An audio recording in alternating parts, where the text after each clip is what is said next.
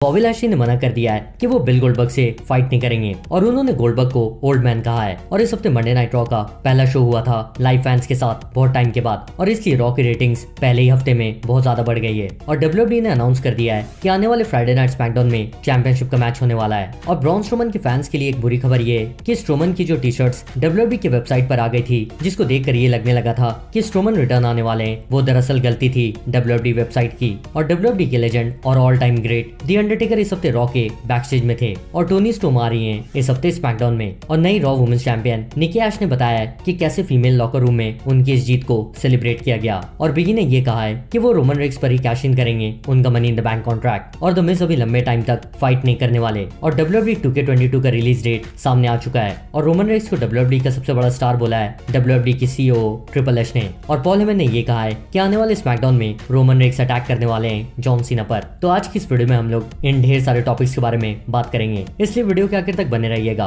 Bill Goldberg ने इस हफ्ते मंडे नाइट रॉ में उनका रिटर्न किया था डब्ल्यूडब्ल्यूई में, और उन्होंने आकर चैलेंज कर दिया था डब्ल्यूडब्ल्यूई चैंपियन बॉबी लैशली को डब्ल्यूडब्ल्यूई चैंपियनशिप मैच के लिए आई एम नेक्स्ट कहकर। लेकिन लैशली से पहले कोई जवाब देते एमवीपी उन्हें वहां से हटाकर ले गए। पर अब बॉबी लैशली ने ट्विटर पर उनका रिस्पॉन्स दिया है। उन्होंने ये कहा है कि गोल्डबर्ग उनके साथ एक ही रिंग में रहना डिजर्व नहीं करते, क्योंकि बिल गोल्डबर्ग उनके जितने बड़े रेसलर कभी भी नहीं बन पाएंगे। और फिर लैशली ने वार्निंग देते हुए कहा है कि दोबारा बिल गोल्डबर्ग उनके इतने करीब ना ही आए तो ज्यादा अच्छा रहेगा, वरना हर बार बिल गोल्डबर्ग को बचाने के लिए एमवीपी लैशली को हटाएंगे नहीं। और फिर लैशली ने बिल गोल्डबर्ग के चैलेंज का रिप्लाई करते हुए कहा है कि नो थैंक्स ओल्ड मैन, यानी कि लैशली ने एक्सेप्ट नहीं किया है बिल गोल्डबर्ग का चैलेंज और उन्हें बूढ़ा आदमी भी कहा है। पर समरस्लैम 2021 में बिल गोल्डबर्ग का मैच बॉबी लैशली के साथ ही होगा डब्ल्यूडब्ल्यूई चैंपियनशिप के लिए, और फिर गोल्डबर्ग उन्हें दिखा देंगे कि लैशली ने उन्हें ओल्ड मैन कहकर कितनी बड़ी गलती की है। वैसे आप लोग को क्या लगता है कि क्या गोल्डबर्ग लैशली को हराकर नए डब्ल्यूडब्ल्यूई चैंपियन बनेंगे, या फिर बॉबी लैशली समरस्लैम 2021 में उनका चैंपियनशिप फिर से बचा लेंगे? कमेंट सेक्शन में जरूर बताएं। इस हफ्ते का मंडे नाइट रॉ बहुत टाइम के बाद लाइव ऑडियंस के सामने हुआ था, और घर में बैठे डब्ल्यूडब्ल्यूई के फैंस ने भी बहुत ही ज्यादा रॉ को देखना शुरू कर दिया है, क्योंकि इस हफ्ते रॉ में बहुत कुछ देखने मिला।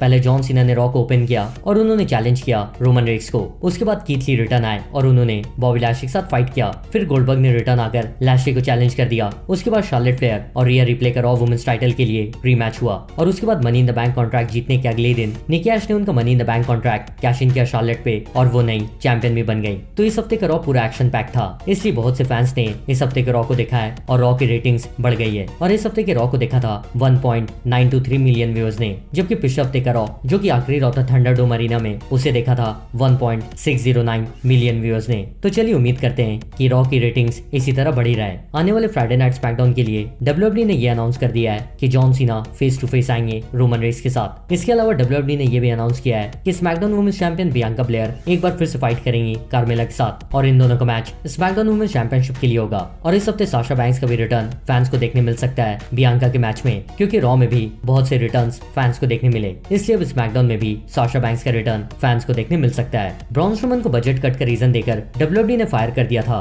कुछ और डब्ल्यूडब्ल्यूई सुपरस्टार्स के साथ। और कल मैंने आपको ये बताया था कि स्ट्रोमन की टी शर्ट डब्ल्यूडब्ल्यूई फिर से सेल कर रहे हैं उनकी वेबसाइट पर, लेकिन अभी ये न्यूज सामने आई है कि ब्रॉन स्ट्रोमन की टी शर्ट डब्ल्यूडब्ल्यूई वेबसाइट में टेक्निकल एरर के कारण आ गई थी, और अब डब्ल्यूडब्ल्यूई ने फिर से वो टी शर्ट्स रिमूव कर दी है। इसलिए हो सकता है कि ब्रॉन ने डब्ल्यूडब्ल्यूई के साथ कोई नया कॉन्ट्रैक्ट साइन नहीं किया हो, लेकिन जिस हिसाब से सुपरस्टार्स रिटर्न आ रहे हैं डब्ल्यूडब्ल्यूई में, हो सकता है कि ब्रॉन स्ट्रोमन फ्यूचर में डब्ल्यूडब्ल्यूई के साथ फिर कोई कॉन्ट्रैक्ट साइन कर लें और द मॉन्स्टर अमंग मैन फिर से रिटर्न आ जाएं डब्ल्यूडब्ल्यूई में। वैसे क्या आप लोग the monster among man Braun Strowman को मिस कर रहे हो या नहीं? कमेंट सेक्शन में जरूर बताएं। इस हफ्ते के रॉ में डब्ल्यूडब्ल्यूई के दो लेजेंड्स बिल गोल्डबर्ग और जॉन सीना फैंस के सामने आए थे, लेकिन बैकस्टेज में अंडरटेकर भी थे, पर वो फैंस के सामने नहीं आए थे। और न्यूज ये सुनने में आई कि अंडरटेकर भी फैंस के डब्ल्यूडब्ल्यूई में वापस आने का एक पार्ट बनना चाहते थे, इसलिए वो बैकस्टेज में मिस्टर मैकमैन के साथ बैठकर लाइव फैंस का रिएक्शन देख रहे थे। और ये जानकर अच्छा लगा कि अंडरटेकर कम से कम डब्ल्यूडब्ल्यूई के बैकस्टेज में ही आ रहे हैं, क्योंकि जैसा आपको याद होगा कि वो पिछले साल सर्वाइवर सीरीज में रिटायर हो गए थे। लेकिन बहुत से डब्ल्यूडब्ल्यूई सुपरस्टार्स रिटायर होने के बाद भी जब भी डब्ल्यूडब्ल्यूई में कुछ स्पेशल होता है तो छोटे से सेगमेंट के लिए वो सुपरस्टार्स आते रहते हैं, इसलिए दी अंडरटेकर भी आने वाले टाइम में फिर से रिटर्न आएंगे जब कुछ स्पेशल होगा डब्ल्यूडब्ल्यूई में। मिस्टर मैकमैन एनएक्सटी की काफी सुपरस्टार्स को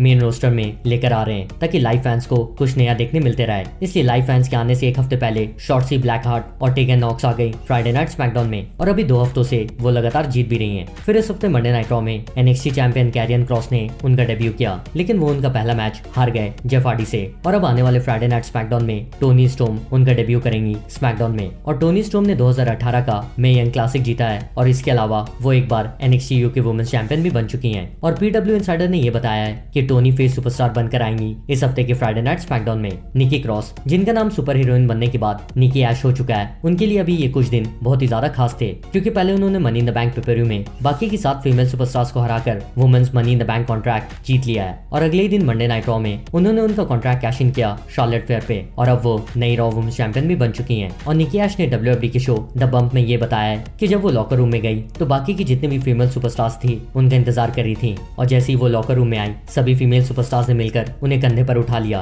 और निकी ऐश को ये बहुत ही ज्यादा अच्छा लगा, क्योंकि वो जितना टाइम उनके फैमिली के साथ स्पेंड नहीं करती वो इन फीमेल सुपरस्टार्स के साथ उतना टाइम स्पेंड करती हैं, इसलिए ये फीमेल सुपरस्टार्स भी उनकी फैमिली का एक हिस्सा बन चुकी हैं। और निकी काफी खुश हैं उनके इस टाइटल विन के साथ। मनी इन द बैंक 2021 में मेंस लैडर मैच में बिगी जीत चुके हैं और जब उनसे इंटरव्यू में पूछा गया कि वो किस पे उनका कॉन्ट्रैक्ट कैश इन करेंगे, WWE चैंपियन बॉबी लैशली पे या फिर यूनिवर्सल चैंपियन रोमन रेक्स पे, तो बिगी ने ये कहा कि वो रोमन रेक्स पर ही कैश इन करेंगे उनका money in the bank contract, क्योंकि रोमन अभी टॉप सुपरस्टार चल रहे हैं और अगर बिगी उन पे कैश इन करते हैं और बिगी यूनिवर्सल चैंपियन बनते हैं तो फैंस को बिगी की ये विन हमेशा याद रहेगी। और बिगी ने कंफर्म कर दिया है कि वो द ट्राइबल चीफ रोमन पर ही कैश इन करके यूनिवर्सल चैंपियन बनना चाहते हैं। पर जब बिगी से इंटरव्यू में ये पूछा गया कि क्या वो समरस्लैम 2021 में उनका कॉन्ट्रैक्ट कैश इन करेंगे, तो बिगी ने ये कहा कि उन्होंने अभी तक इसके बारे में सोचा नहीं है, लेकिन रोमन को उन्होंने वार्निंग दी है कि रोमन के टाइटल के लिए बिगी आ रहे हैं। WWE 2K22 जो कि WWE का अगला गेम है, जिसका टीजर ट्रेलर हमने रेसलमेनिया 37 के टाइम देखा था, उसका रिलीज डेट विकिपीडिया पर 10 सितंबर 2021 दिखा रहा है, लेकिन ये गलत डेट भी हो सकता है क्योंकि ना तो WWE ने इसके बारे में कुछ अनाउंस किया है ना ही 2K ने, इसलिए अभी ये कंफर्म नहीं है कि WWE 2K22 10 सितंबर को रिलीज होगा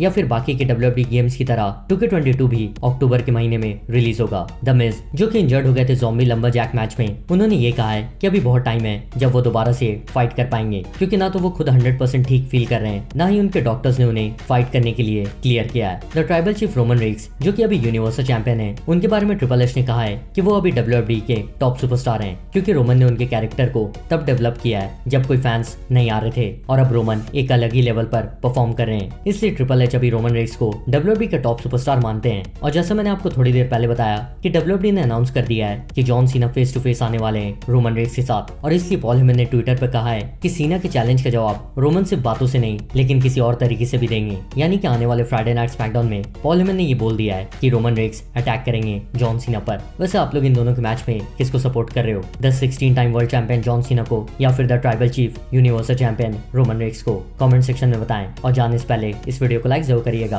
और अगर आप नए हैं तो सब्सक्राइब करके बेल नोटिफिकेशन भी दबा लीजिएगा और मैं आपसे जल्दी मिलूंगा, लेकिन तब तक के लिए गुड बाय।